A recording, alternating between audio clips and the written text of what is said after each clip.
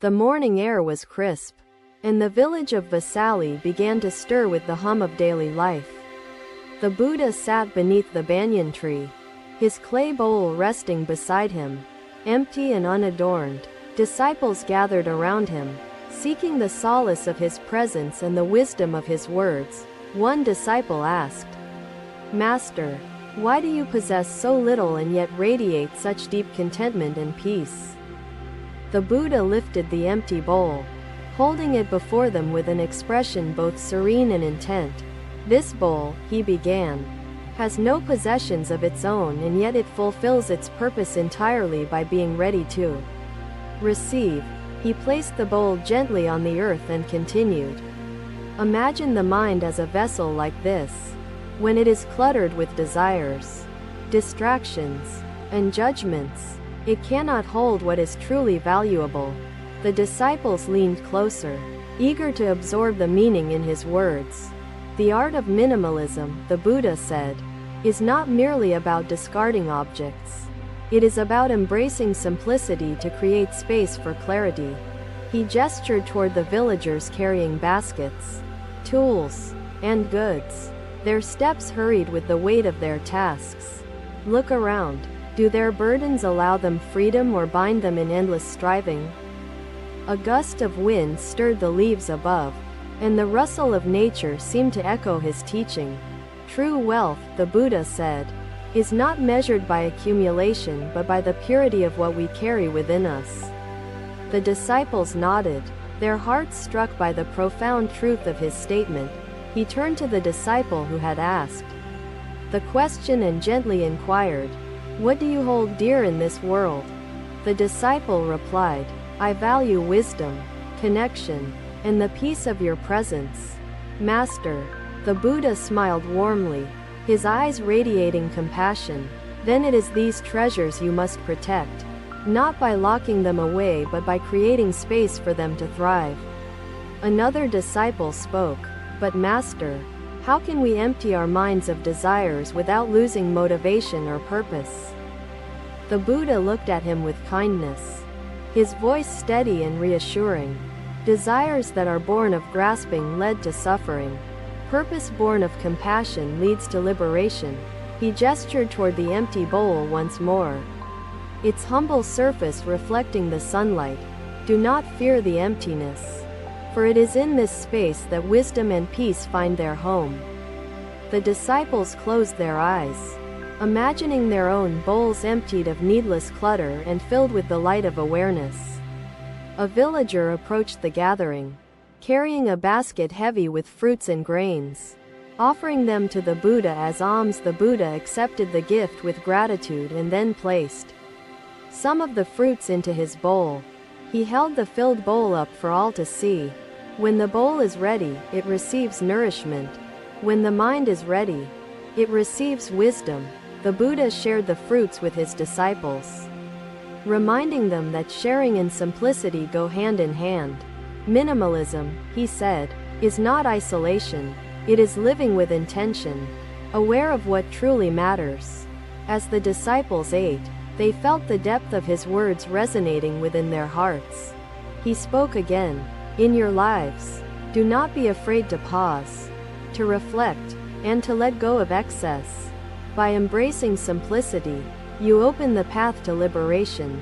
"Master," Ananda said, "what becomes of the man who carries the burdens of both paths upon his shoulders?" Buddha smiled gently, his words resonant like ripples across a tranquil lake. "Such a man learns neither simplicity nor depth, as his burdens prevent him from walking either road fully." "Remember," he said, "an empty bowl is not void. It is open, prepared, and fulfilled in its readiness to receive." The disciples bowed deeply, their hearts filled with gratitude and resolve. The grove remained quiet but alive, filled with the energy of understanding dawning among the disciples. Buddha inhaled deeply, the air infused with the scent of blossoming flowers. The banyan tree stood tall, its branches whispering the timeless wisdom shared beneath its shade, and so the teaching spread, carried not just in words but in the lives of those who embraced it. Life is not a question of perfect answers but of mindful engagement with imperfection and the wisdom it offers. Buddha clasped his hands gently, his gaze welcoming and warm. Another day, another journey.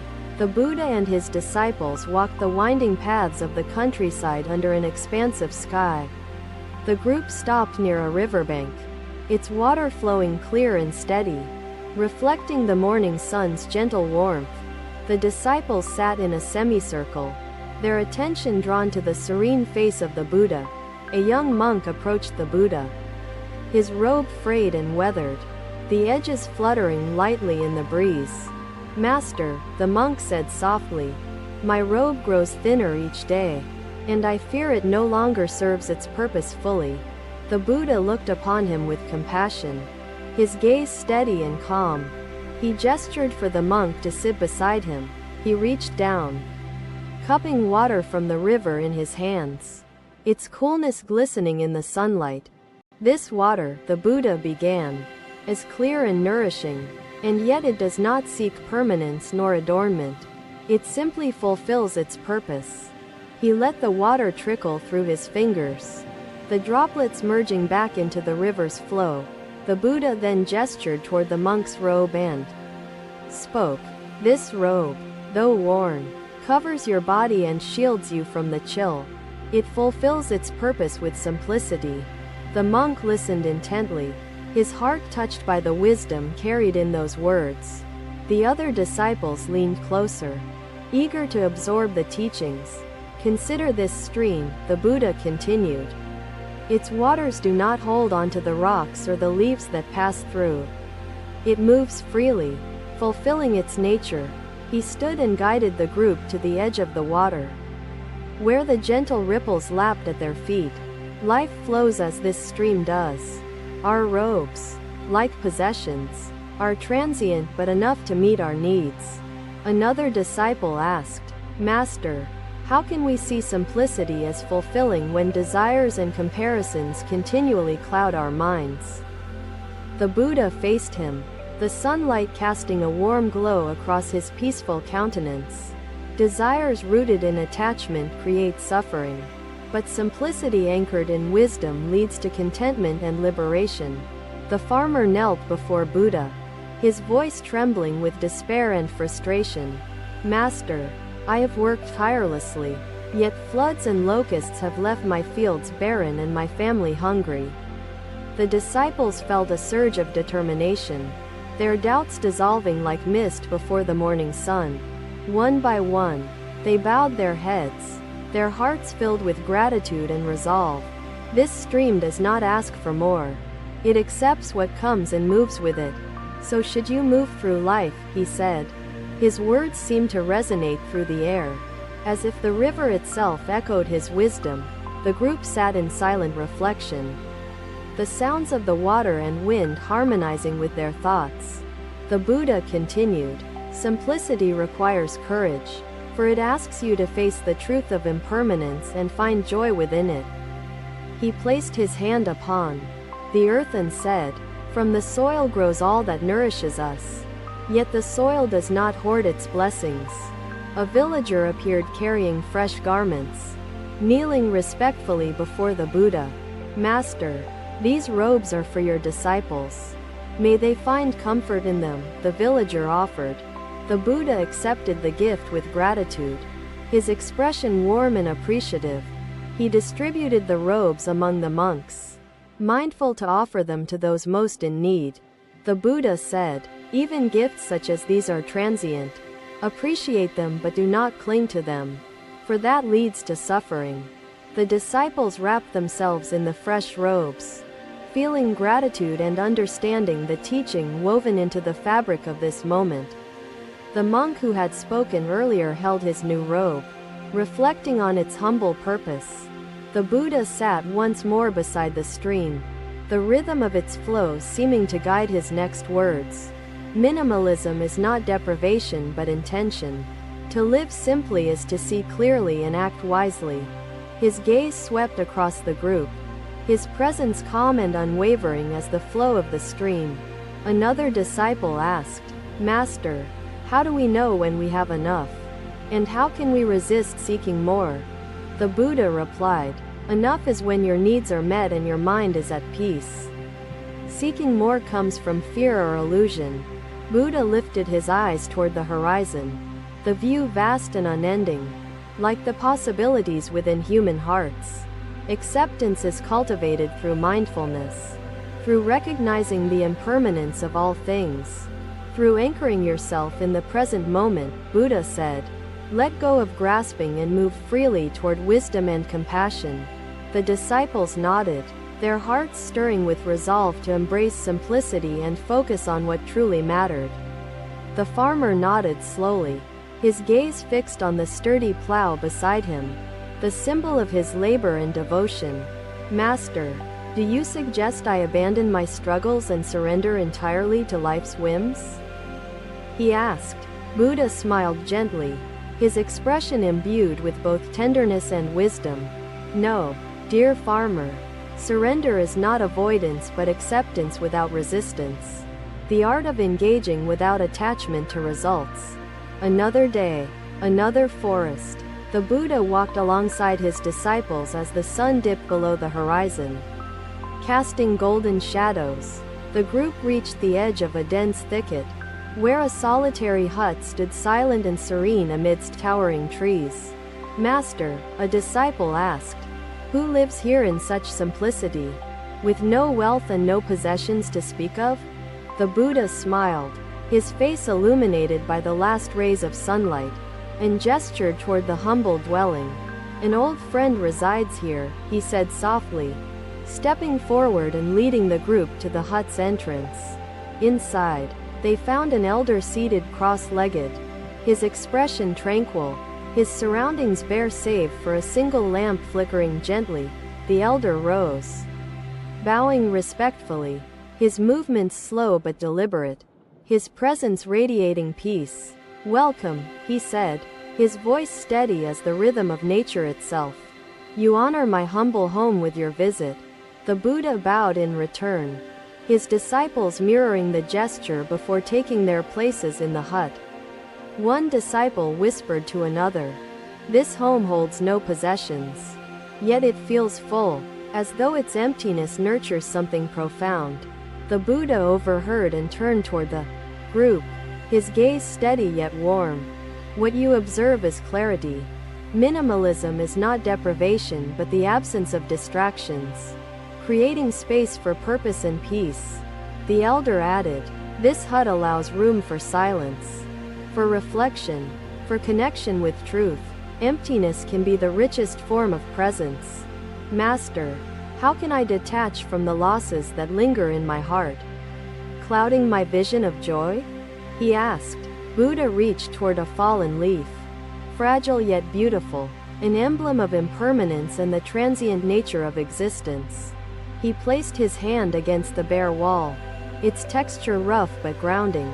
This clarity allows focus on the intangible, peace, wisdom, and the impermanence of all things.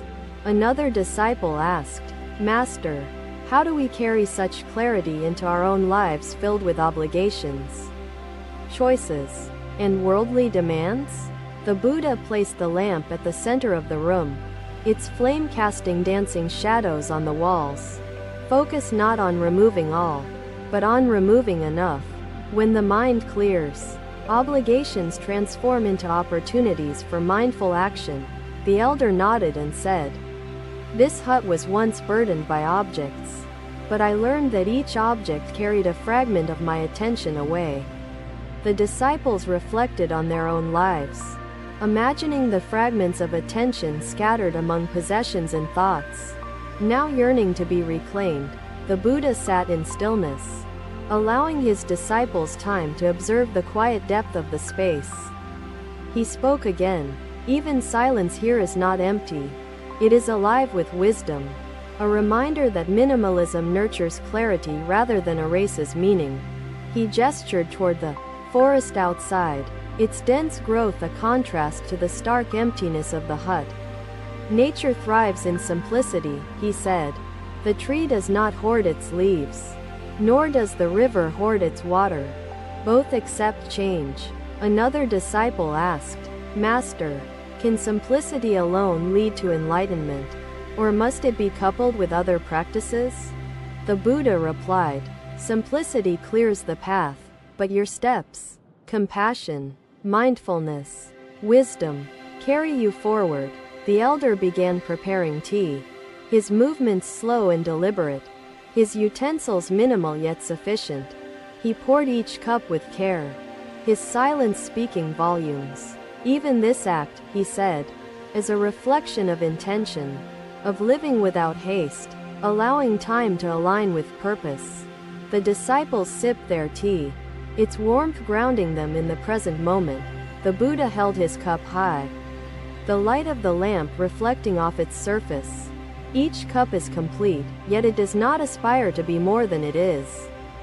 Learn from this simplicity. Hisagatami's eyes filled with a flicker of hope as she rose to her feet. Clutching her child closer, she ventured into the village, knocking on doors and pleading for mustard seeds, her voice trembling with urgency. The elder extinguished the lamp, the hut enveloped in the gentle darkness of night. The Buddha spoke once more, his voice a guide through the shadows. Emptiness is not to be feared. It is where light and wisdom grow, unbound by the confines of possession. She knelt before Buddha, her voice quieter but steadier than before. Master, she said, no home is free of sorrow.